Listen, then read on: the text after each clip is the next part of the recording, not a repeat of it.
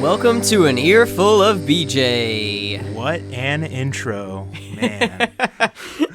Yeah, we got Jake here with us because Faj decided to take a vacation day. Yep. Finally, I'm really excited to get my name on here, even if it is me saying it this week. Hopefully I can bring to the table such insightful things as Faj usually does. Oh yeah, absolutely, man. So, the first thing I kind of wanted to talk about was, Jake, that you're back in the fantasy here. You're back in the States. You took 1 year off, I think 2 years ago, right? Yep, 2 years ago was my bye week, bye year, if you will, and we're back. Last year was not a great showing, and this year it's better, but not too great. But yeah, back. Yeah, good to have you here, man. Thanks, brother. So how do you feel about your team this year? You feel good about it? Well, Confident? It started off real strong. I thought, man, this is going to be the year that I get it to the playoffs.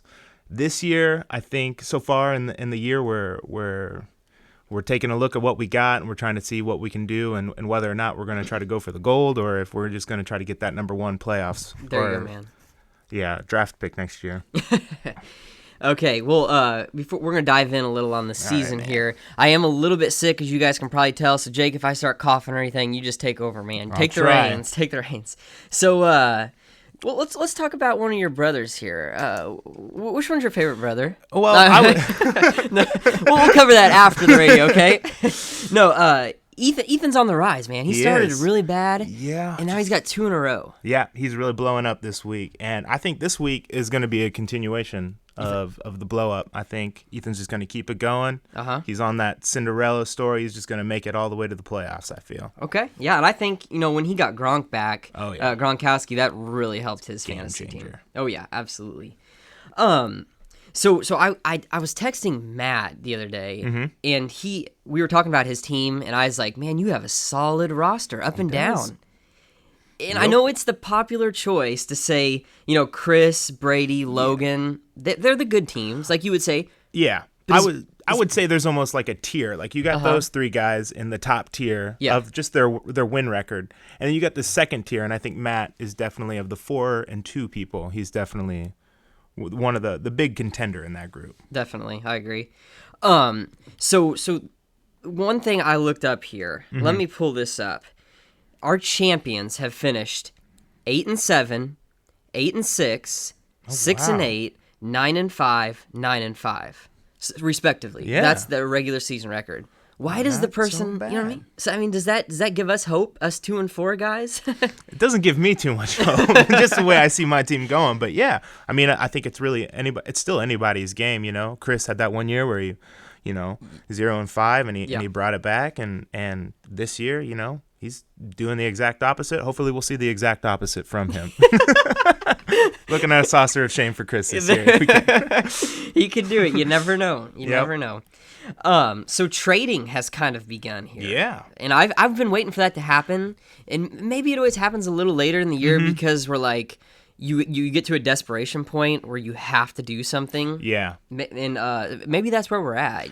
With this 20-team league, I think the free agent's pretty slim picking these days. So you have to try to trade a little bit more.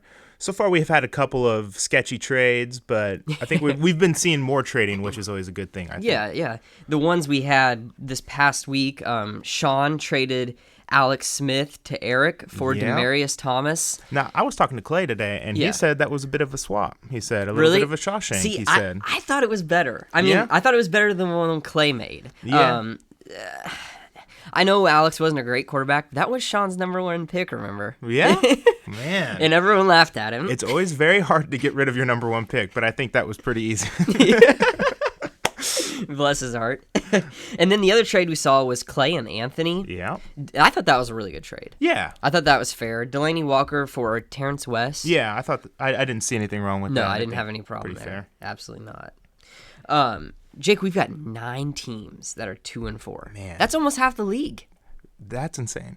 I mean, are we just all like beating up on each other? I don't know, man. We got a couple people who are just blowing up, and we just got the majority of us who just, in the folds, just trying to fight it out right now. Oh, yeah. Those 9 teams are Sean, Jake, Eric, Jesse, Ethan, Mark, Sam, Clay, and Reagan. Man. who's the best there? I mean, is there a best team there, or is it? I was looking at it, and they're all pretty even. One person what I thought stuck out to me a little bit was Mark. Maybe. Okay. I think he's got a pretty consistent people. He's got gosh, who does he have? He's got his running back and his quarterback in there. He's got. They're both doing great this time. I can look at it here. Kirk Cousins is his quarterback. Yeah. He's got a.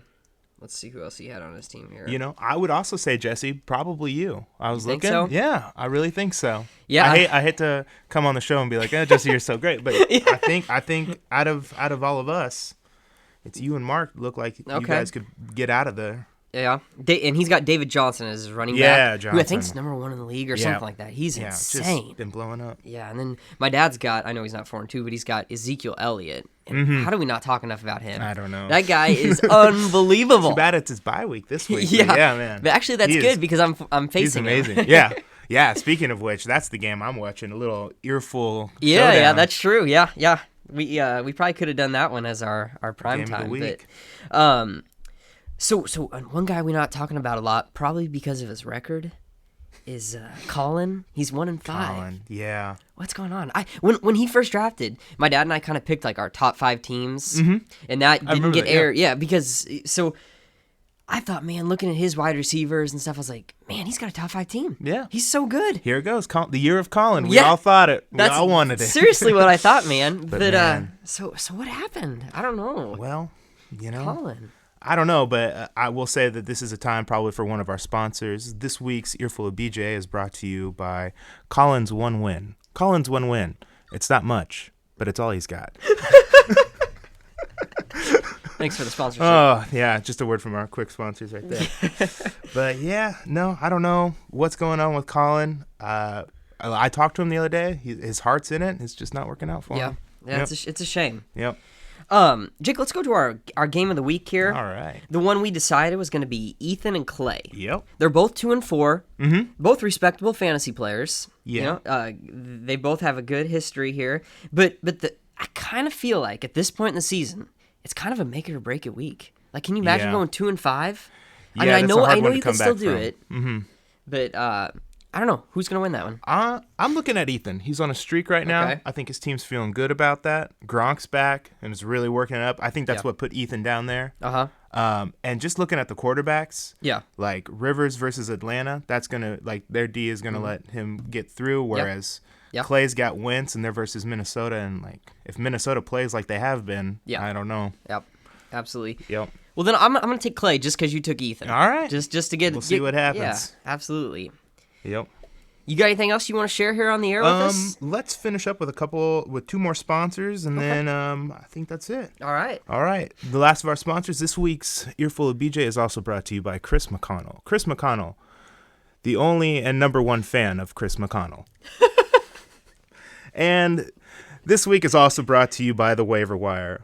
The Waiver Wire. One man's trash is another man's starting line. So. I love that. We might have to make that a new thing for the show. I love new segments here. But it was great having you on, man. Yeah, man. Thanks a lot. Glad that you're back, and you're back in fantasy. Obviously, you were last year as well. But, but not too much. It was hard to get a hold of you back then. Yeah, but now we're back, feeling good. We got Hoyer on the lineup, trying to get rid of Wilson right now. Are you? Yeah, I'm trying. So you want to make that public? I don't know if I'm making it public yet or not, but okay. But last year I went with Hoyer and Breeze got me a couple points on the bench one year. Oh gosh. And so I'm a little hesitant to start him again, but he's doing me good this year. So yeah, okay. We're gonna find out. We're gonna see what's happening. I definitely need some new blood in the team. So there you go, man. There you go. All right, guys. Well, you have a great week, and hopefully you win your matchup, and we'll talk to you next week. I hope that everybody wins. Everyone. See you guys.